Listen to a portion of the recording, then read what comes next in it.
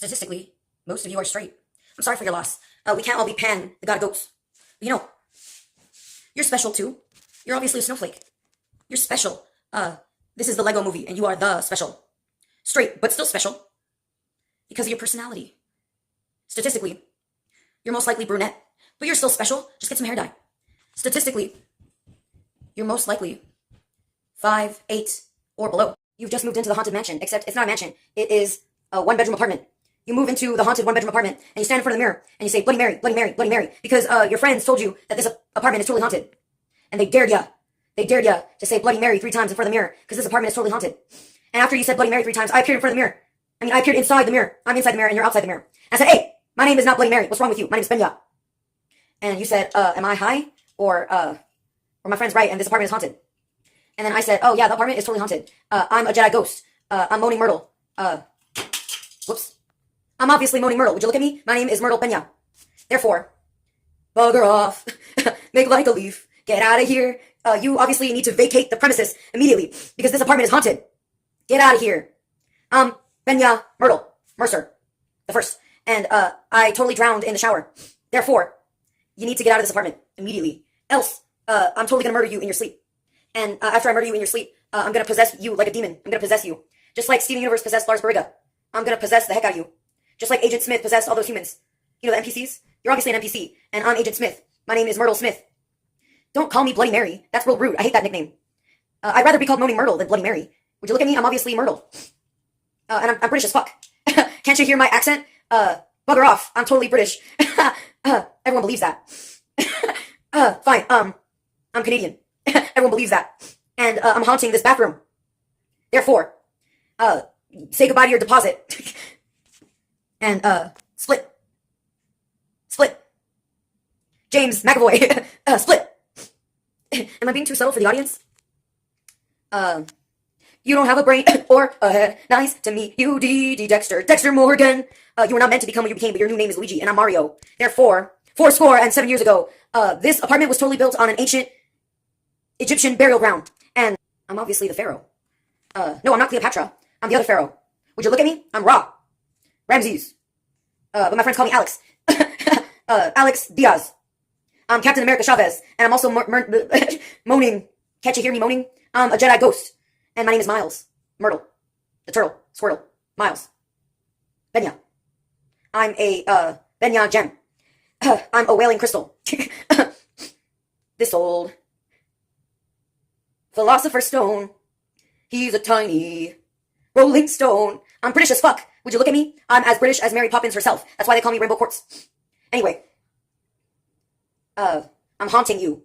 And you gotta get out of this haunted mansion. This is obviously, Blair Manor? I'm a Blair Witch. And, this is found footage. I obviously possess this human.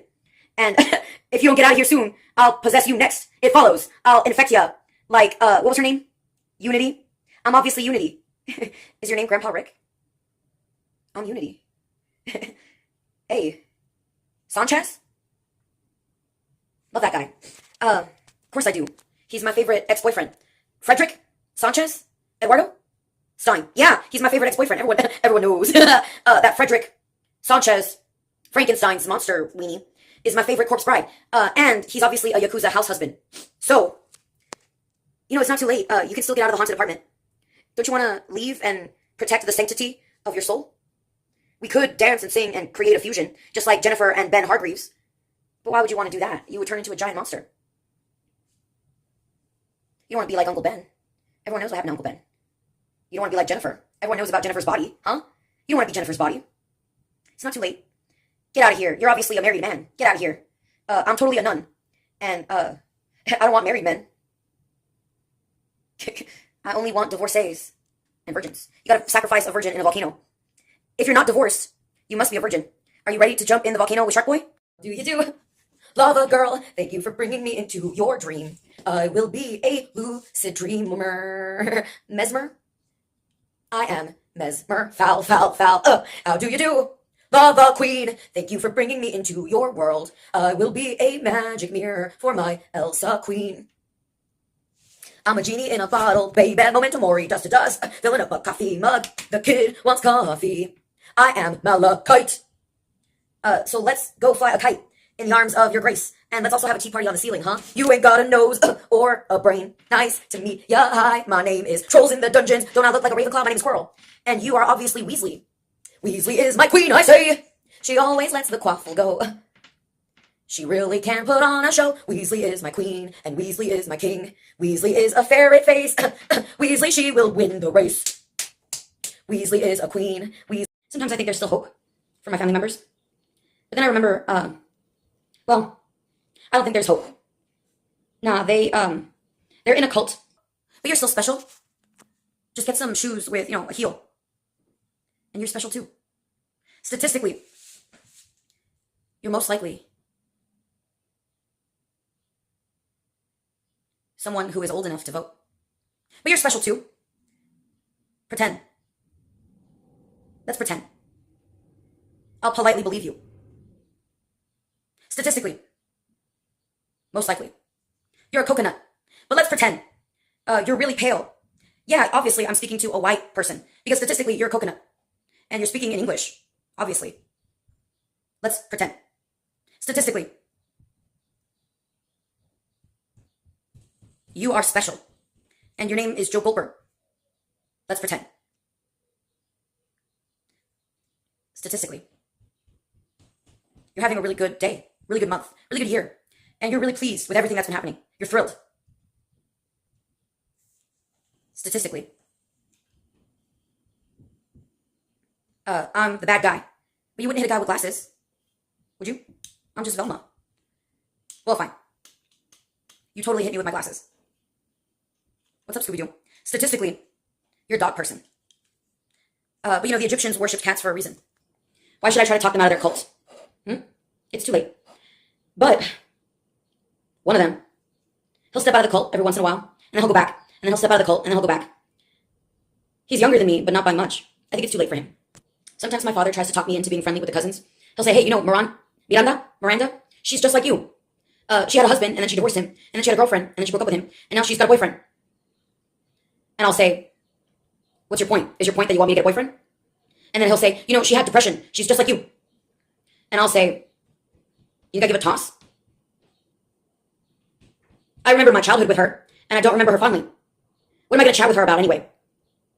We have nothing in common. What, we're both bisexual? Therefore, we should be best friends? That's the only thing we have in common. Oh, and we both got sad. Therefore, I should be best friends with her? No. And it's not about holding a grudge. It's not about that I'm angry about my childhood. It's about the fact that she is simply a random woman that I know nothing about. And I'm a random woman that she knows nothing about. Because we stopped speaking. How old was I, huh? Was I 12, 13? And she was 16, 17? And she lost interest in her little cousin. And we stopped speaking. And I stopped getting invitations, to the water park.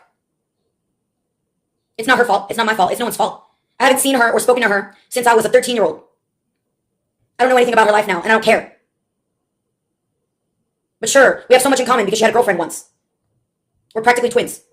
And we're practically the same height. Therefore, no. I don't want to have a tea party and chit-chat with my cousins.